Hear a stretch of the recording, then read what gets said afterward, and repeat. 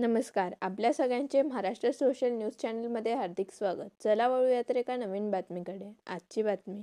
ब्राह्मण समाजाच्या विविध सर्वांगीण विकासासाठी तसेच समाजातील विविध प्रश्न शासन स्तरावर मांडून सोडविण्यासाठी परशुराम संवाद यात्रा निघाली असून धुळे शहरातून आज ही संवाद यात्रा काढण्यात आली. शहरातील श्री एकविरादेवी मंदिरापासून या संवाद यात्रेला सुरुवात करण्यात आली. यानंतर शहरातील IMA हॉल येथे ब्राह्मण समाजाच्या मेळाव्याचे आयोजन करण्यात आले होते.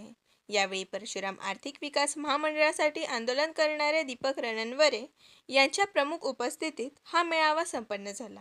यावेळी ॲडव्होकेट बाबा जोशी, नगरसेवक जयेश वावदे यांच्यासह विविध मान्यवर उपस्थित होते. व्यासपीठावर बसलेले सगळे जण आहेत. त्यांना एकूण एकाचं तोंड फिरवलं. योगेश बद्दल बोलतील, बाबाजी बद्दल बोलतील, वावदे बद्दल बोलतील, नरेंद्र कुलकर्णी बद्दल बोलतील, अनिल दीक्षित, हे सगळे चोर आहेत का सगळे शाहू आहेत आपल्याला पहिले एकदा ठरवावं लागणार. आणि कोण काय सांगतं ह्याच्याकडे न पाहता मला काय करायचं, माझा काय उद्देश, ही समाज यात्रा कशासाठी आहे. आमचं स्लोगन काय आहे, युवा शक्ती समाज शक्ती. खरं प्रामाणिकपणे सगळ्यांना छातीवर हात ठेवून सांगा की आज आम्ही आमच्या लेकरांसाठी झगडतो, लेकरं इथं आहेत का. ठीक आहे, ही मीटिंग कशाची आपली, आपल्या समाजाचं हे जे काही पुढची संवाद यात्रा करायची त्याच्या नियोजनाची बैठक आहे. म्हणून आम्ही इथं वेगवेगळ्या गावचे लोक बोलवलेले, तर हरकत नाही.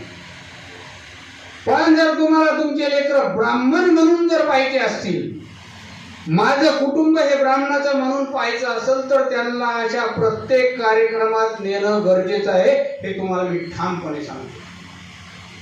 आमची परिस्थिती काय, आजोबा असतील आजोबांना मार्गदर्शन करावं, मध्यमवर्गीय असतील त्यांना प्रेझेंटिव्ह. पण युवकांनी आज मला बरं झालं भूषणनं सांगितलं आपण जयेशवर जबाबदारी देतो धुळे जिल्ह्याची. मला चांगला तरुण पोरगा आहे, हिरडीनं भागी काम करेन. पण एक जयेश नाही, ज्या दिवशी ह्या धुळे शहरात 100 जयेश तयार झाले त्या दिवशी धुळ्यातलं घर न घर बाहेर आल्याशिवाय राहणार नाही. ही गोष्ट लक्षात ठेवा. आपण आहेच किती, सगळे जर आपल्याला सांगते 2%, 2.5%, आपण 2% नाही, एक जर गावात माणूस असला तर त्याचे ताकद एवढी आहे, गाव चालवण्याची ताकद आहे त्यांची. म्हणून आपल्याला सगळेजण घाबरतात. कशामुळं, सन्मानामुळं. बरं काय, तुम्ही दगडे घेऊन उचलत नाही, मारत नाही, पारत नाही म्हणून की तुमची बुद्धी काय झालं. मग हीच बुद्धी आपल्याला आपल्या कुटुंबासाठी चालवायची, आपल्या समाजासाठी चालवायची, आपल्या लेकरासाठी चालवायची. म्हणून आपल्याला संवाद यात्रेची गरज आहे. आज मी बसल्यावर बाबाजींना विचारलं धुळे शहरामध्ये आपली संख्या किती आहे. तुम्ही पण सांगा किती संख्या आहे. आपल्याला सगळ्याला माहिती की इथं धुळे शहरात राहणारे ब्राह्मण समाजाची संख्या किती आहे काका, 20,000 संख्या आहे. लक्षात घ्या बरं का. तुम्ही सांगाले मला इथलं काहीही माहित नाही. ही 20,000 संख्या आपल्याला शासनाला दाखवण्यासाठी काय करावं लागेल सांगा. एकत्र येऊन नुसते आम्हाला दाखवायचं नाही. एक गोष्ट लक्षात घ्या, एकाना कोणीतरी चुकीचा शब्द बोलला आणि त्या चुकीच्या शब्दाचं एवढं मोठं वाटळ देशाला झुकावं लागलं. इतकी ताकद कुणामध्ये, तरुणामध्ये. म्हणून तरुण बाहेर काढायचं आपल्याला, तरुणी बाहेर काढायची आपल्याला. तिला कळायला पाहिजे हे माझी जात आहे, माझा धर्म आहे, माझा समाज आहे. आणि ज्या दिवशी मुलीला माझा समाज कळन त्या दिवशी ब्राह्मण समाजातली एकही मुलगी दुसऱ्या धर्मात जाणार नाही, दुसऱ्या जातीतही जाणार नाही. एवढं लक्षात ठेवा. आपल्याला टाकाला जाऊन काढायला पोहायचं नाही. माझ्या समाजातल्या अंतर्गत समस्या काय तेही आम्हाला मांडावं लागते. आज मुलांचे लग्न होत नाही, पौरोहित्य करणाऱ्यांचे लग्न होत नाही, उद्योग धंदेवाल्याचे लग्न होत नाही, छोट्या मोठ्या नोकरीवाल्याचे लग्न होत नाही.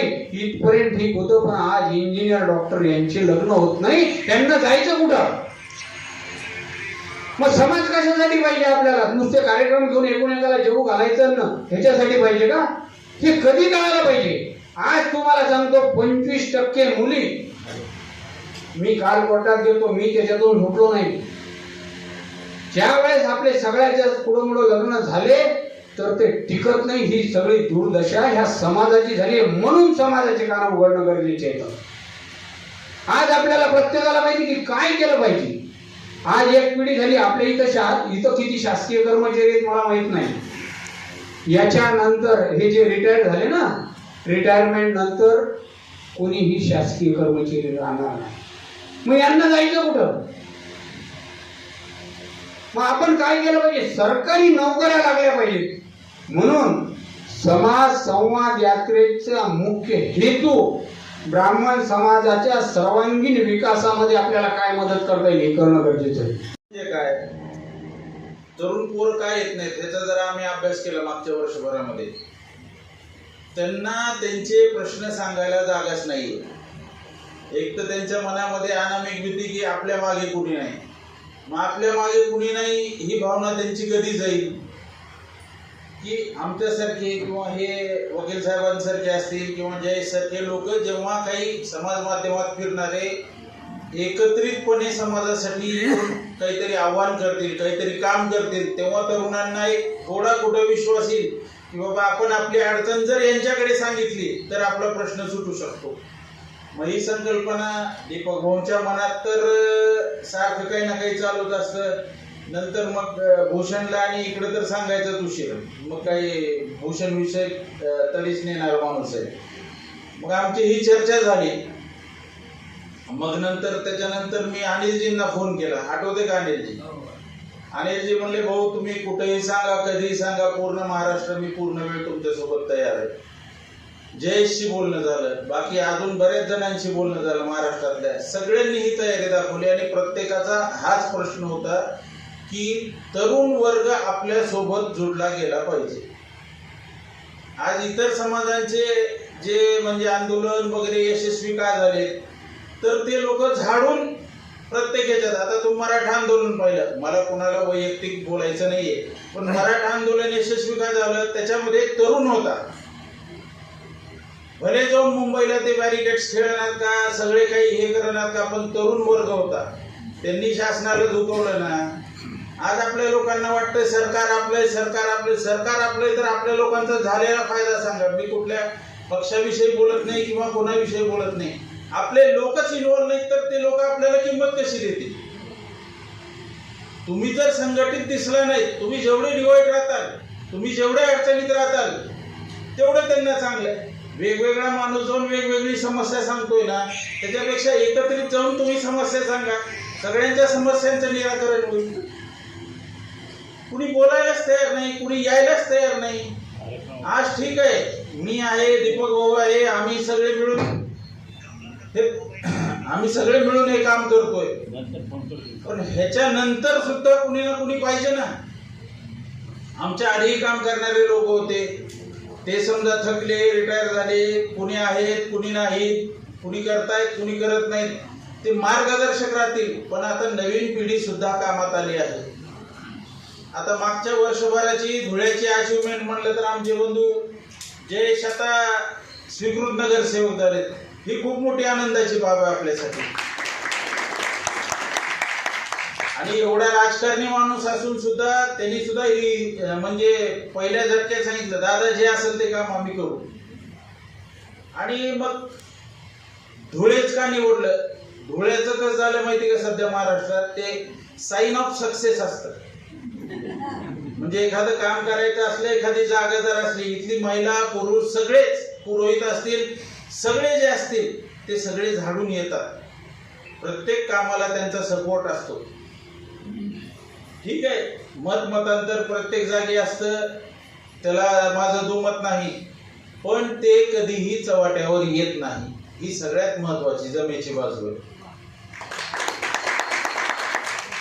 आणि मी आता दीपक भाऊ आणि माझ्यातर्फे म्हणजे धुळेकरांचे जाहीर आभार मानतो की त्यांनी आम्ही जे हा कार्यक्रम आता करायचा ठरवलंय, भगवान परशुराम यात्रा, समाधी यात्रा, त्याच्यासाठी जे भरभरून तुम्ही प्रतिसाद द्यायचं ठरवलंय. आणि स्वतःहून भूषणजी तर म्हणले नाही, पहिले खानदेश पूर्ण करायचा. धुळे जिल्ह्यात नारळ फोडले ना, यात्रा सुद्धा भाऊ धुळ्यातून चालू झाली पाहिजे, नाही तर मला तुम्ही बोलू नका. सत्य आहे. आणि भूषणचा विषय कसा आहे हे माझ्यापेक्षा तुम्हाला सगळ्यांना माहिती आहे. म्हणजे अंगावर बोझ पडली तरी भूषण बिंद असतच आहे, नो टेन्शन. हा, म्हणजे आता काय झालंय, या अशा कार्यक्रमाच्या बाबतीत आम्हाला स्वतःपेक्षा जास्त भूषणवर विश्वास आहे. ठीक आहे, भूषणला सांगू आपण. म्हणजे हे भूषणचंही करावं तेवढं कौतुक कमी आहे. भूषण सोबत टीम आहेत, अनिल जे आहे, जयेश आहे, इतर सगळी टीम आहे, आमचं प्रतीक आहे, पुष्कर आहे, ही सगळी सिनियर टीम आहे, आनंददादा आहेत, गिरीश बाबा आहेत. हे सगळे आता हे जे आम्ही शिवधनुष्य उचलायचं ठरवलेलं आहे, आता सगळ्यांचं म्हणणं आहे की धुळ्यापासून याची सुरुवात आता करायची आहे. खानदेशाची यात्रा पहिली पूर्ण करायची आहे. या ह्याच्यामध्ये तरुणांच्या मनातल्या प्रश्नांना अजूनही काही प्रश्न असतील त्याचाही आपल्याला उहापोह करायचा आहे. महिला सक्षमीकरणाचं करायचं आहे. समाजाला आपले जे ताशेरे ओढले जातात, शिव्या दिल्या जातात, त्याच्या संबंधी सुद्धा सरकार दरबारी आपल्याला दाद मागायची आहे. सरकार कुणाचंही असो, आपला समाज संघटित एकत्रितपणे एक दिसला पाहिजे, एवढीच प्रत्येकाने मनात खोलगाठ बांधा. बातमी आवडल्यास चॅनलला लाईक व सबस्क्राईब करा व दररोज अशा नवनवीन बातम्या पाहण्यासाठी चॅनलला फॉलो करा. धन्यवाद.